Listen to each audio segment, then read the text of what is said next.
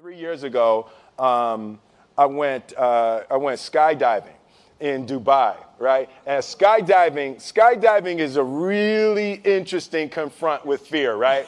So I gotta stand up. I'm sorry, I gotta stand up. All right. So all your friends, what happens? You go out. I dropped my thing. Yeah. So what happens is you go out the night before, and you take a drink with your friends, and somebody says, "Yeah, we should go skydiving tomorrow."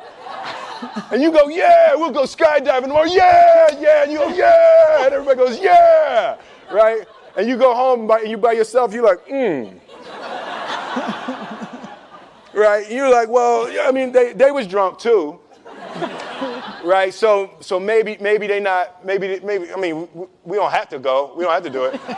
So then that night you're laying in your bed and you just keep, and you're terrified. You keep imagining over and over again jumping out of an airplane, and you can't figure out why you would do that, right?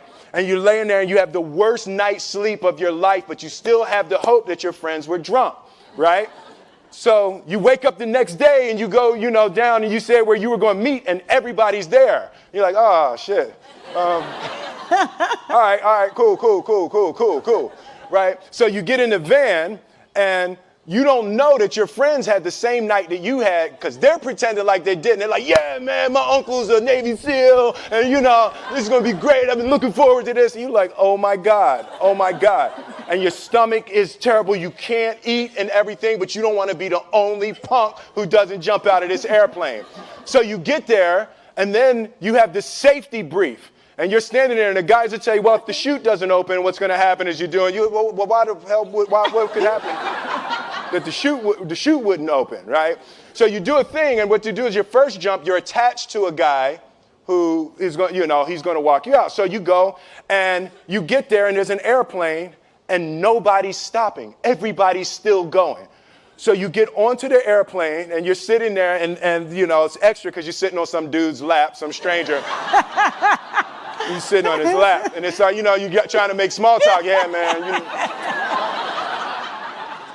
So you be jumping with people all the time, huh? Right?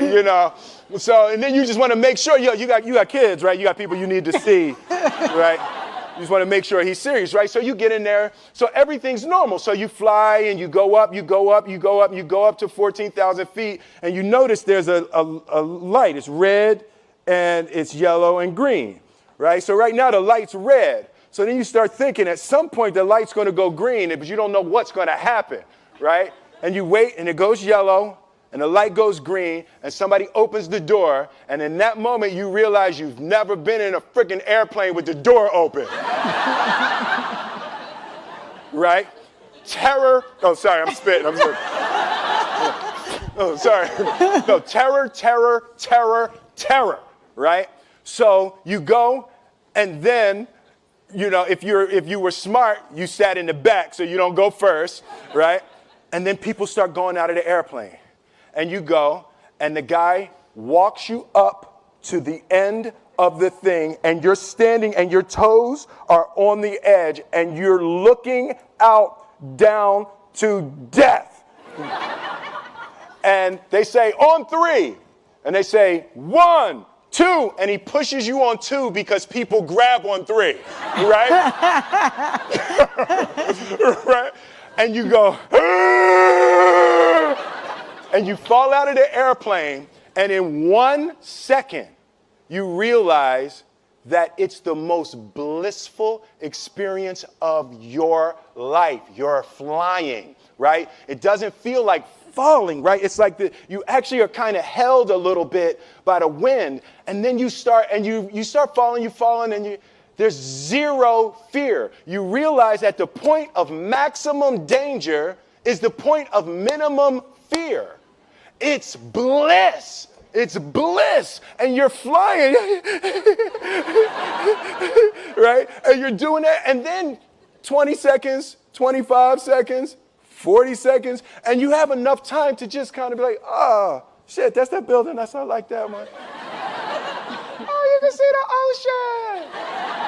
Right? You start doing all of that, and the lesson for me was, why were you scared in your bed the night before? What do you need that fear for? Just don't go. Why are you scared in your bed 16 hours before you jump? Why are you scared in the car? Why could you not enjoy breakfast? What did you need that? The fear is fear of what? You're nowhere even near the airplane. Everything up to the stepping out, there's actually no reason to be scared. It only just ruins your day. You don't have to jump. And then in that moment, all of a sudden, where you should be terrified is the most blissful experience of your life. And God placed the best things in life on the other side of terror. On the other side of your maximum fear are all of the best things in life, you know. Mm-hmm.